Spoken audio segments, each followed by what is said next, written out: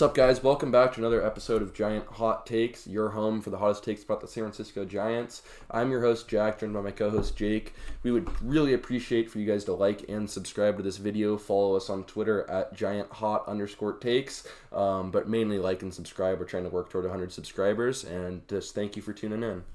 We actually have a really positive episode for you guys today. Pretty shocking after a 5-2 road trip. I mean, we were about one pitch away from having a really positive episode, but Tranquilo had to screw that up for everybody. We'll go into him a little later. We'll be recapping the Reds series, the National series. Got a Snellzilla no-hitter to talk about. We're looking forward to it. Just off the top of your head, before getting into any details, Jake, how are you feeling about the Giants right now? You know, I'm feeling great. We were hitting the baseball these last couple series. The pitching was good for the most part. The bullpen looked pretty good for the most part as well. I mean, these are the little things that we've been doing right lately, and I mean, it's working. We get wins when we do the little things right, so yeah. Yeah, no, it's pretty shocking seeing them do the little things right. They're not doing everything right. Don't get that twisted. So we came into this road trip 3 games below 500. I mean, pretty big homestand. Tried to carry the momentum over. We go into Cincinnati. I mean, it's a little league park. I mean, there's some bombs there that just should never leave that we'll get into. We start with a Blake Snell start. You know, I had a tee time at like 8 a.m. that morning, and I was like, hey, man, like, we got to push the tee time up because I want to see the Snellzilla throw. Snellzilla's throwing really good, and he's throwing electric. And I could tell you that I was expecting a no-hitter. I mean, this is a guy who's never gone to the ninth inning in his career, and there's not really much else to talk about. A Fitz bomb, but I mean, how awesome was it seeing Blake Snell throw that? The Zilla's on the loose, man. Everybody run. That's all you got to know. Like, the guy, he's so dominant right now. It's great for the program. We love to see these things out of him. First time ever going to the ninth inning. Why not do it like a boss and go the whole thing? So, yeah, I mean, Blake Snell said he got tired in the fifth. He looked at the scoreboard. He's like, all right, we got to lock in. He did exactly that for the next 4. So, yeah, I think it was just phenomenal. It was a great momentum shift for this team. And it definitely started something. Yeah, no, I mean, it's crazy. Blake Snell, this is a guy who couldn't make it. He couldn't make it to the 5th inning earlier in the year. Like, it was. He couldn't make the strike zone. It was crazy, and he goes an 11 strikeout no hitter. Like, that's unheard of. ERA drops to 4.29 after that. Offensively, not fantastic. 0 for 5 runners in scoring position. Fitz hits a bomb. Schmidt hits a bomb. Fitz hits a double. I mean, 3 for 5 Fitz. Fitz is just unreal now. He was this close to the cycle. I mean, snagged by Jonathan India. Would have been a gapper, and he definitely would have stretched it with his speed. He seriously had a good big shot for the cycle. But, you know, we'll take that day out of him for sure. So, yeah, I mean, he's just been raking. Yeah, no, he's incredible. And so rolling into game 2, got a Kyle Harrison start. Kyle coming off a great start against the Rockies. Actually at a game that we were at, already told you about that. Kyle gets roughed up, man. Mm-hmm. 4 home runs, 3.2 innings, 6 earned. I mean, this is not even the start I was more concerned with. I was more concerned with the national start. But what's the problems with Kyle? Do you think he can turn it around, or is it time to panic for Giants fans? You know, I think we go into panic mode if he doesn't bump his velo up sooner than later. If he doesn't come back next year throwing his mid to high 9s like he always has been, then I think that there's going to be a serious problem. Because if you're a lefty throwing 88 to 91 with the fastball and having location issues where you're going to throw it 4 feet outside or high and then launch one right down the middle, it's going to just get hit around like nothing else. So if you're going to do something like that, you might as well put some velo behind it so hitters can't get onto it. So that's really the only concern I have with him. I mean, he's shown his stuff can be nasty, but it's just the velocity and the control that definitely need to step up moving forward. Yeah, I just don't know what happened. Like, he's got to be hurt, or I think he's hurt or something, or just, like, nursing, like, something behind the scenes. Because you were at that Reds game last year. He struck out 11. I mean, Kyle's been a guy 94 to 97 his entire career. And I'm a big Kyle Harrison fan, know his family a little bit. But it's like, I actually pulled up our game changer footage. Like, he went to De La Salle, we went to SRV, and we actually faced his brother, Bear, who's a catcher at A&M, go Aggies, and Bear hit, like, he was throwing 89 against us on the mound. So you can't have your younger brother out throwing you. I hope it's an injury or something, and I still think Kyle can be a frontline ace guy someday, but definitely a little concerning. Offense looks pretty bad once again. 0 for 1 runners in scoring position. Luciano 0 for 3 3Ks. Kind of a brutal loss. Lose 6-4. Roll into a 9 a.m. game. Gotta win this series. A series loss here. It's not a dagger, but like it would have been a pretty big deal. Robbie Ray throws He gets the start, gives up 2 early bombs, and I was just losing my shit because I woke up at 9 a.m. to watch this team play, and Ray's just getting rocked. But if you've learned anything about Robbie Ray, you got to give him the whole game. He ends up going 5 innings, strikes out 9. Very good outing from Ray. What did you see in this game? Pretty positive game overall. You know, his stuff's good. The only trouble with him is that he does let up the home runs because of his velocity. If hitters get onto it, they're going to hit it every once in a while, but his stuff is so nasty, and I mean, it's only his second or third start, so he's got a lot of time to come back and really figure out his stuff. So I think he's been pitching great. I can't really ask for anything more of him right now. And the offense was just great. Besides the strikeouts, what do you think? I mean, offense was incredible. I mean, 11 strikeouts. I mean, it's just expected nowadays. Like, it's shocking if I can't remember the last game we had less than 10. It feels like we're in double digits every time. But I mean, Chapman 2 for 5. This is the first game Chapman started going on a tear. Chapman's heated up. I mean, he's almost 800 OPS now. Chapman goes yard. Conforto, like, I'm not a Michael Conforto fan. I'm not going to lie to you guys. I don't think he should have been on the Giants, but Conforto's hot. This team's a lot better with Michael Conforto swinging the bat. He goes 3 for 5. We win. Still a pretty big issue with runners in scoring position, 2 for 9. It's just kind of what this team is. But just, I mean, it's a pretty big issue. I was listening to the Even Year Dynasty show. I know a couple of you guys are probably subscribed. Awesome guy, and like, he was talking like, can you actually take this team seriously when they refuse to manufacture runs with runners in scoring position?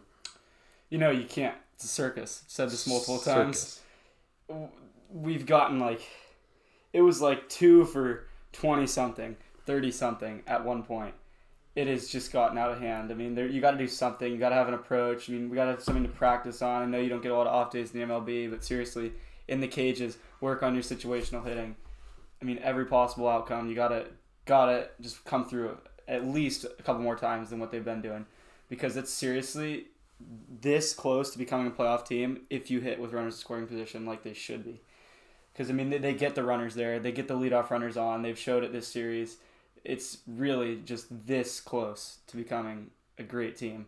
So just tighten up these small things here, and I think we're good to go. No, it's really close because it's not like we're not getting them in scoring position. We're going 0 for 2. Like, dude, I posted this tweet. I know a lot of you guys probably saw the tweet. Kind of blew up. SF Giants memes retweeted it. At the time, I think it was after the third Nationals game, we were 4 for 36 with runners in scoring position. Like, it's insane. Like, if you go 8 for 36 and hit 200, like, this team would be unstoppable because the pitching is so good. And then, so we roll into the Nationals game. Webb on the bump. Webb, he's back. He looked really good. Not elite, but really good, kind of what you expect from Webb. What'd you like in this game? Giants kind of cruised to a 4-1 win. You know, if it weren't for Keibert Ruiz, he would have won the whole thing. The dude battled out 30 pitches worth of pitches and just 2 at-bats. Him grinding out those at-bats really just got under Webb's hair, and it just really pushed him to get a couple more walks, and didn't bring him as long as we wanted him to go. But besides that, I mean, he was electric. 5.21 earned. Couldn't ask for anything more from a guy like Webb. 4 hits as well. That's lower than Webb standards. We'll take that. And yeah, the bullpen had another great game. So yeah, Duvall, one good save all year was that save right there. We're going to get more into him. You know, don't like the guy. Sure, he's not listening to this in English, but yeah, dude, don't like the guy. Yeah. No. Yeah, no, I mean, Webb looks great. I got to say that one earned run, I mean, the umpires were, I'll say it right, the umpires that series were a fucking joke. Like, we will get into it. Webb, I hate Keibert Ruiz. I might hate him more than any Dodgers player. Like, that guy, I don't want to see him play baseball again. He was on the Dodgers at one point. He was on the Dodgers? Yeah. Awesome. So he, walks. I don't even know how he got on. Probably walk or slapdick single. And then, phantom balk call. I don't know what happened there. And then, of course, Webb gives up a single, and then he's out of the game, and he almost got ejected on his way out, as he should have. But I appreciate he's not PG-13. No. He's got some fight. I mean, he should not have allowed an earned run. Probably should have gone CG. Roll into game 2. I was pretty fired up for this game, man. Hayden Birdsong on the bump. He's one of my favorite young Giants.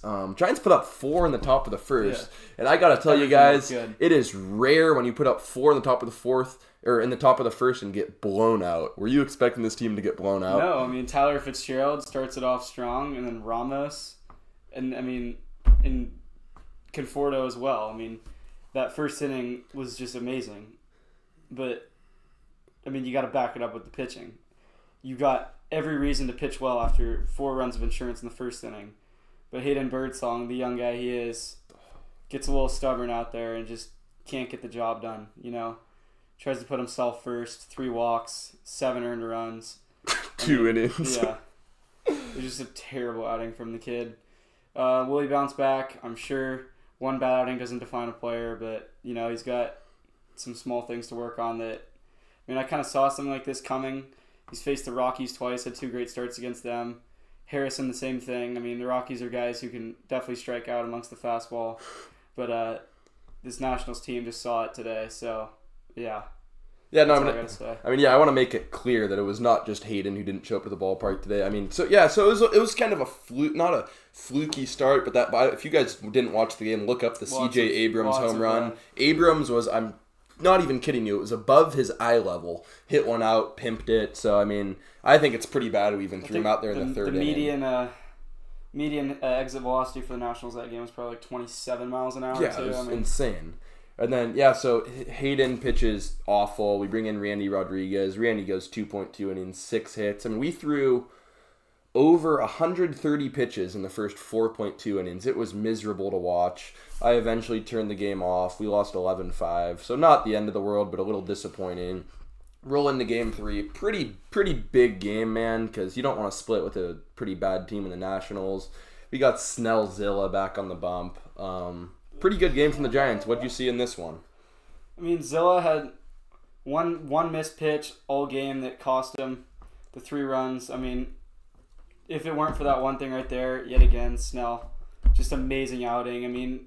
For the first 4 innings, he was looking like Cy Young out there. He had a great start, great game from the bullpen as well. Everything kind of went well. The offense was playing much better. Only 4 strikeouts that game.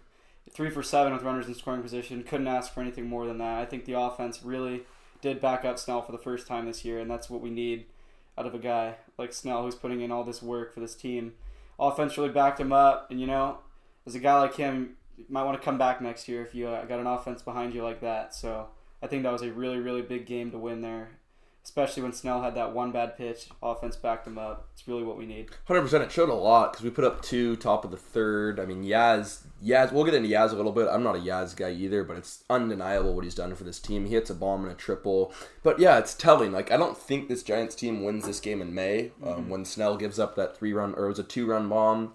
Honestly, I think the expected batting average on that was 200. It was a fine pitch. And so, yeah, he still struck out 8. He's still the best player in the world right now. I fully believe that. Every time he's out there, I'm shocked when he gives up hits. Rolling into game 4, got another Harrison start. There was a lot of action in this game. This game was like a 17-hour game. I think it was 5:50. 3 weather delays. It was another 9 a.m. game. I woke up. We went up 1-0, and then fell asleep, and I woke up, and it was still the second inning because there was a rain delay. Harrison just not a bad stat line, man. I want to clarify this. Harrison, a 4 ERA, he's still 22, is really good. But, he was throwing 88. He hit, it was bad, man. Yeah. So pitching to contact as a strikeout pitcher. He really did sort out his walk situation that game. They were kind of just swinging at everything, though, I felt like, and did go a lot of deep counts. But, 61 pitches through 4.2, and we decided to yank him in the 4th. I really don't understand that. So, bullpen, everything great besides Duvall as usual, but it's kind of a game that I'm going to let you describe a little more right here. Yeah, it's not even as usual for Duvall. That was a fucking shit show, dude. I'm in the gym. Mark Canna, by the way, so much happened in this game. We're top of the 9th. It's raining. People are slipping and sliding. It's bad. Derek Law's cussing out. The umpire, I'm bouncing around. Melvin gets, let's start there. Let's start in the first inning. Bases loaded, 2-2 count. Mark Canna, worst call of the year. You can look it up. Way outside. Gets rung up. Stu Sherwater. If I see Stu Sherwater at Chipotle today, he's getting a word from me. He rings up Canna. Melvin gets ringed. It's an awesome hot mic. You should listen to it. Have you heard the hot mic? No, I heard the guy describing it. Oh, no, it's insane. John Boy, I think, did a breakdown. So Canna bounces back in the top of the 9th with an RBI double, technically. They threw the ball around. We scored 3. We go up 5-2. And I was at the gym. Was like, let's go. Just hopped out, and then I was driving home. Doval walks two, gives up a hit, and then all of a sudden, horrible swing, 93 off the bat, leaves the yard. He blows the save, 5-5. Expecting batting average, would you believe this is 0 or 30? 30 expected batting average, but you can't mess around and put him in that position. I hope that's the last time we see Doval in the save situation. Would you agree? 2 outs, 2 strikes, and you blow the game. Can't happen. It has to be the last time we see him, right? Yeah, in the closing role. I don't think he should ever be back there. He's got a 4.7 ERA. I mean, either send him down or let him screw around doing something else, because he needs some time before he's getting that role back, because we got so many other guys who are more worthy of it. I'm sure we could go down into our minor league system or pick up somebody, some hard-throwing kid from somewhere, and turn them into a closer, and they'll be a whole lot more successful than Duvall's been this year.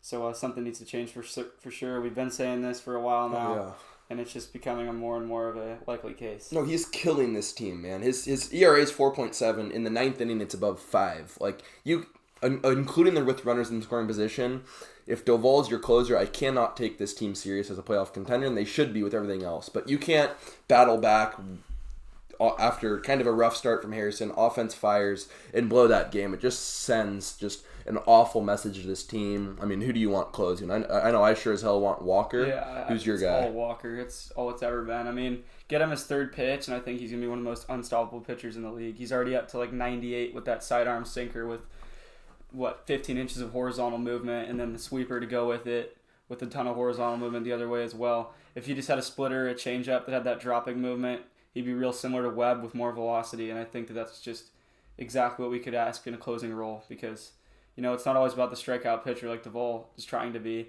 It's more about just getting the outs, and that's what Walker can do. And yeah, you know, Walker, I'm not going to sit here and say he's going to be perfect. You know, he's gotten touched up a couple times, but you at least know what you're getting with Walker. Walker won't beat himself. He won't beat himself. If you go in there with a 3-run lead, I'd be shocked if you lose that game. With Doval, I'm shocked if he actually saves it.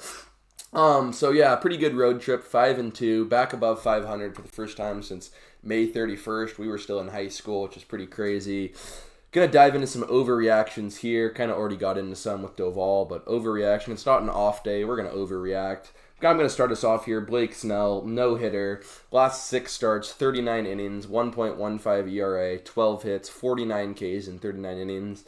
I mean, here's my overreaction hot take. I think this team has to re-sign Snell in the offseason. I don't care the number. It's probably going to be somewhere 5 to 175. I mean, are you agreeing with that right now? Yeah, I mean, he's proven that can pitch in the second half despite how bad he pitches in the first half. And, you know, the second half's when it really matters. I mean, obviously he'll end up figuring it out if he plays for the same team for multiple years. He'll work in. I mean, you can tell that, I mean, the best catcher to ever catch him has been Patrick Bailey behind there, and there's no debating that. He's one of the best framers, if not the best framer we've ever seen in this game, with how much the framing's been developed over these past couple of years. And as a pitcher, that's exactly what you want. With a guy who can really work the corners and get some calls like Snell, that's just the perfect catcher for him. So I don't think there'd be any reason for him to walk.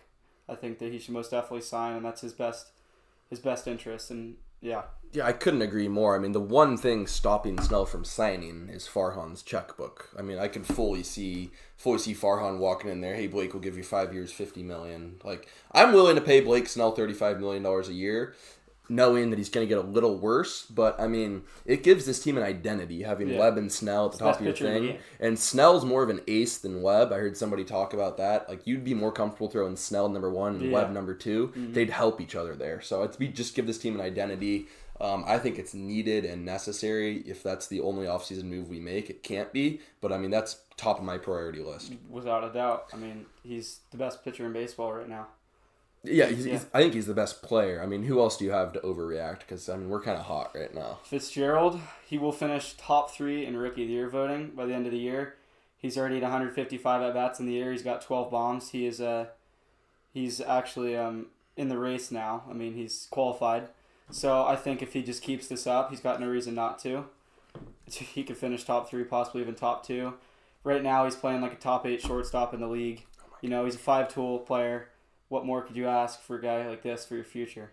It's incredible, man. I mean, I saw a tweet. I forget who it was. Else I'd shout it out. But Jackson Merrill's WAR is like 2.7. Merrill's getting like a lot of Rookie of the Year voting in 111 Fitz games. is only 0.2 behind him, and he's played half the games. Played like 55 games or something. I mean, they had 2 guys begging for Fitz 3-4 weeks ago. It was us. I find it really amusing. We've talked about how if we had Usain Bolt on first base, we called just about everything this team has done. It's pretty shocking. Called it all. 100%. But it's Snell's going to turn it around. Called Fitzgerald. Told Duvall to get out early. It's all coming true. No, it's might as well start listening. I find it hilarious how we're talking about stealing bags. Like that's one thing we've griped with. And in this last game against the Nationals, he had 2. Bob Melvin gets thrown out in the first inning. And we start Fitz steals 3 bases after that. It's unbelievable. He stole second and third, and then stole again, and we scored all. It was only 2 times on the bases. We scored both times. Stop messing around, Melvin. Let him steal. He should get to 30 stolen bases this year. Yeah, I mean he can get to third he can get from first to third within a matter of minutes. Like, he's there. Like he's one of the fastest guys you can have. I mean, if the catcher's not an absolutely elite pop time and he gets a good jump, there's just not a chance. He's there every time. So why not just try it? Because he's your leadoff guy. Hot take for you. He's way better than Ellie De La Cruz. I mean, De La Cruz is a clown. This guy hits for average. De La Cruz just swings and misses everything. I don't know that he had a hit in that series against us. Did he? I don't think so. I mean, I know for a fact he secured our no-hitter, so props to him. Yeah, that was awesome. And he got thrown out by Pat, so... He did. So, yeah, it's been an awesome, positive episode. It's been a nice little breath of fresh air. Appreciate you guys sticking with us. Gonna dive into some bad ones. I mean, Kyle Harrison, he's kind of the dream guest on the podcast, so I don't really want to rip on him too much. Numbers aren't awful, but I don't really know what happened to the velo. I'd like to talk to him or talk to somebody, because I don't think he's himself. I think he'd also tell you that. He's working with this stuff, which is good to see. Walk rates down, but we've talked about it already. What would you personally do with Kyle if you're in that front office? I think I'd just keep him up, let him do his stuff this offseason. Hope he comes back next year throwing a little bit harder, a little bit more accurate. Still only 22 years old. He's got a lot to develop. I think he just needs to trust his velocity and let the command fall in. And, I mean, you kind of just got a guy like him develop. He's still young. He's a lefty. He got everything in the right direction for him. He just needs to let it happen. No, yeah, he's 22, and kind of going back to, we've called everything. We've been begging for Gerard Encarnacion to be up here for a while. Encarnacion is having a tear. I mean, the numbers aren't awesome. 7 for 25, 280, almost an 800 OPS, though. He has a bomb. It's roping doubles 115 miles an hour. I mean, I'm going to say it. I think he's got the potential to be our DH next year, and I think he's better for our team than Soler was, including the contract. He strikes out a little bit, but the thing is about him that Soler doesn't do is he willingly hits the ball the other way. I mean, he hits the ball just as hard. He's got the same size. He's a little bit quicker, a little bit more aggressive. He cares just a little bit more because he's not playing for the amount of money that Soler is playing for. He's still got to prove himself. And he's doing that. Hits the ball hard, hits for average, wants to be out there, plays to win. I mean, he's got everything going for him. I mean, a guy like him, such a well or not known name that could possibly become so known in just a couple of years is just crazy from a guy like him. He's got everything. He's got all the tools he needs for a DH. Yeah, he was playing in Mexico earlier this year. That's what's crazy. He's raking. I think he needs to be our 5-hitter right now. Something that I've just been kind of upset with. I mean, Luciano hasn't looked good. I don't really know what we're doing with him. We've got a 22-year-old top 100 prospect, top 50, top 25, top 10 at one point. Yep. I mean, he was widely known as the future shortstop of this organization, kind of face the franchise player. We call him up to take Soler's spot, and I agreed with it, but I knew that probably wasn't a great spot. But I just don't know why we're treating him like this. He's up right now, benched 4 straight games. Schmidt's starting over him. What do you think we should do with Luciano? Because I think the potential is still through the roof. I think we play him at second just for the rest of the year. I mean, Schmidt, he's got the pop. He can hit the ball hard. Great fielder, great arm, but his contact standpoints in his eye just really isn't developed very well. He's hitting 160. He still needs some more time down. I could definitely see him up in the next couple of years, if not next year, hitting well. But he just needs some more time to develop. Luciano's a guy that he's been in pro ball for 6 years now, and he's still 21. So he's got to be up here. I mean, we want one of these guys, these young guys, to be up and ready to go early because he could most definitely be a future for this team. Because, I mean, he was drafted that way. He's been playing that way in the minors. He just needs to show it now. I mean, he's had his time. He's ready to go. Give him that opportunity at second base, and Yeah, he's got future all-star potential. He played a lot of games at short for us earlier this year. He's hitting above 300. It's just interesting what they're doing with it. I mean, I like Casey Schmidt a lot, too. I think he can be a stud, but You can't keep trotting Casey out there. So if you're just going to treat Luciano like this and not even play him against lefties, there's no reason to have him back up here. Last overreaction for me, Stu Sherwater. We talked about him. He's thrown Melvin out twice. Robot umps. We need robot umps. I don't know if you guys remember the call earlier in the year. He's thrown Melvin out twice this year. 2 out of his 4 ejections have been Stu. It was the phantom foul tip against the Diamondbacks. Oh that was Stu. So Stu needs to pull his head out of his ass quickly. I mean, he is my least favorite. There's a made-up one with Wade, too, in the series against, was it the Nationals or the Reds? I think it was the Reds series. Or no, it was Nationals. It was Nationals, lefty. yeah. That was his call. It was his call at first? Yeah. No, he's Fake off. Foul ball there. He's awful, man. I mean, he's got it out for Bob Melvin. Bob will not be getting a Christmas card from him. Kind of rolling into the next segment. Reactions to our Twitter account. We sent it out. Just wanted to have some fans fire out some hot takes for us. If you don't follow us on Twitter, follow us right now at GiantHot_takes. We're having a pretty big week there. We love it. First tweet for you, Jake. Do you agree or disagree? From the Patrick Bailey burner. So Patrick Bailey's following us. He said Luciano will be included in a trade package this offseason for Vladdy. He won't be the only piece, though. To expand on that, do you want to see Vladimir Guerrero Jr. in a Giants uniform? And what do you think it would take / be willing to give up for a guy like that? I'd give up Luciano in a heartbeat for a guy like Vlad. We've got Fitzgerald. He's been playing short amazing right now. There's no reason to let him fall off or any of that. So I think that it would definitely take more than just Luciano. I'm sure it would take a couple more guys, a couple more prospects. Possibly have to get rid of a guy like Eldridge because they might need a first baseman in order to get a guy like Vlad with the way he's been tearing the cover off the baseball. Yeah. But, it's hard to say because Eldridge is 19 years old and he's hitting like 13 bombs right now and he's got serious potential. Would I do it for Vlad? I seriously don't know. Luciano, I'd package him with somebody else, but I'm not really willing to get rid of a guy like Bryce Eldridge quite yet. Still so young to tell. But, getting rid of Luciano in a package for Vlad, I would definitely be down for as long as it's not involving Eldridge. I agree. I think Eldridge has to be untouchable. I think Eldridge, if you guys don't know Bryce Eldridge, learn it. He is 2 months older than me, and he has 20 professional home runs already in like 200 at-bats. He will be... I think he's tracking. If he gets up here, he can be a 40 home run guy in the Bay Area. We haven't seen a guy like that. He's 6'7", throws 99 too. He's just a freak athlete. He's gonna be a 3-hitter for hopefully the next 10 years if stuff pans out. Should be up here 2025, 2026. In a Vlad package, I think you got to go try to get Vlad because you can DH Eldridge when he gets here. Package wise, you can't give up Eldridge. How would you feel about Luciano? Birdsong, and maybe a guy like Matos? I'd be willing to do it without a doubt. Those 3 might need a little bit more, Birdsong's, if he didn't have that one bad game, there'd be no reason to hesitate with that trade for the Blue Jays. But, I mean, he's slightly on and off. Obviously, he's 22 years old. Command can obviously be controlled. He's got really electric stuff. He's not a guy that I would love to get rid of, but for Vlad, I think you have to do it. Vlad's a superstar.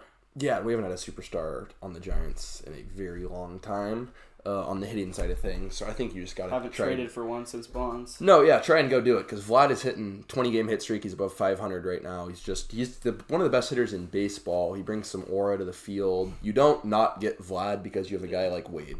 100% not. Next one from Luke Rennert at Luke Rennert. His hot take was they should not go for Juan Soto at all this offseason. They should re-sign Snell and make Teoscar a priority, and it's a solid offseason. Do you agree, or how would you counter that? I feel like that wouldn't be a terrible move. Juan Soto's, amazing, but going on from the last tweet, if we were to go for a guy like Vlad, you can't have them both. Who would you rather take, and what would you rather be willing to give up? Snell, it's got to be a keeper. He's a guy we've seen on the team. He's a guy we've seen that works for our team. We've got a pitcher-friendly ballpark. That's exactly what a guy like Snell wants. Everything to help himself out. I kind of agree with this tweet, honestly. Soto, it seems like these big names, we're just so unable to go for them. We can't always follow through with them. Snell, I could definitely see a re-sign for. A guy like Teoscar, who's not an absolute superstar, but he's an all-star and he's got great home run potential. I'd love a guy like him in our lineup. I think it would work out great with his pull home runs, with our fence not being extremely far down that left field line. Yeah, no, he'd be awesome. I think Vlad's my absolute dream right now. Dream off season for me, just right now if I'm far on. Not realistic, but decently realistic. We could pull it off. You re-sign Snell. You gotta extend Chapman because he's gonna opt out for sure the way he's playing. Gotta get Chapman back. I am a big Willy Adames guy. I think Fitz is awesome. I think Fitz could be a better second baseman. We have a problem in the middle infield long term. Yeah. Adames is 7th in all of baseball with WAR, 21 home runs at short right now. Not a Gold Glove defender, but I mean honestly, Fitz isn't either. He's got a bat. He'd be a 2-3 hitter. You get Lee back. Honestly, I think the outfield's kind of set with Ramos, Lee, and Yaz or Matos. You got to let Conforto walk. You can't afford everybody. But I think I'd like that lineup with Adames, Lee, Vlad. I mean, that's insane, right? No, like, we are going to be seriously stacked if we do our re-signing and a couple small pickups. We've got a serious potential lineup. So, yeah, I definitely agree with that. Yeah, no, and then last one, kind of a funny tweet from @LOL Dodgers. The Giants should re-sign Barry Bonds for one day at the end of the season to reset his Hall of Fame eligibility. Barry Bonds should be in the Hall of Fame, right? Yeah, I don't care. Steroids or not. The dude hit absolute moonshots. He got on base 60% of the time in one of his seasons. I mean, there's never been a hitter even remotely close to his caliber, and there never will be. Re-sign him for a day, get that eligibility back, put him in the Hall of Fame where he belongs. Steroids don't make your eye. I mean, the guy's insane. Exactly. How viral would that at-bat go if you got to start? He'd probably go yard, too. Oh, he'd be our 3-hitter. He'd be our 3-hitter. He would be I'm so for 10 that. times a hitter some of our guys are. I'm so for it. It'd be fantastic. We have some awesome guests here coming up. Not going to leak it, but we got some cool guys who haven't been on podcasts. Pretty famous Giants Twitter guys. We appreciate you guys tuning in. I'm Jack. And I'm Jake. Thank you for tuning in.